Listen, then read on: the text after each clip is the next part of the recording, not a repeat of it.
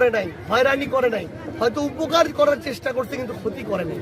এই জায়গা থেকে মানুষরা আশান্বিত হচ্ছে এবং মানুষ খালি একটা কথা বলতেছে যে ভাই আমরা এখন খালি একটু হয়তো চুপচাপ আছি, কিন্তু ভোটের দিন আপনারা ওই ব্যালটের বিপ্লব দেখতে পাবেন ইনশাআল্লাহ।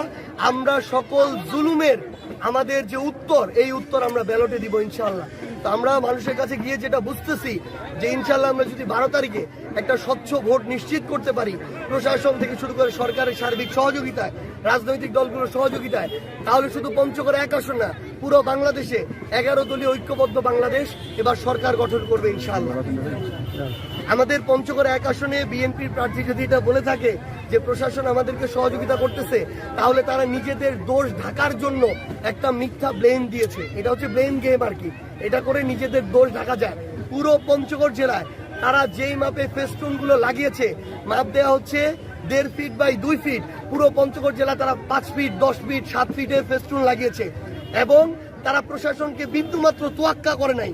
প্রশাসন বলেছিল যেদিনের মধ্যে এগুলো নামিয়ে ফেলার জন্য, তারা এখন পর্যন্ত নামে নাই। তারা প্রশাসনকে তোয়াক্কা করছে না। আমরা এই প্রশাসনকেও বলতে চাই, আপনারা যদি সকল রাজনৈতিক দলের সাথে আপনাদের ওই গার্ডস না দেখাইতে পারেন, আপনারা যদি নিয়ম নীতি না বানাইতে পারেন, তাহলে আপনারা আপনাদের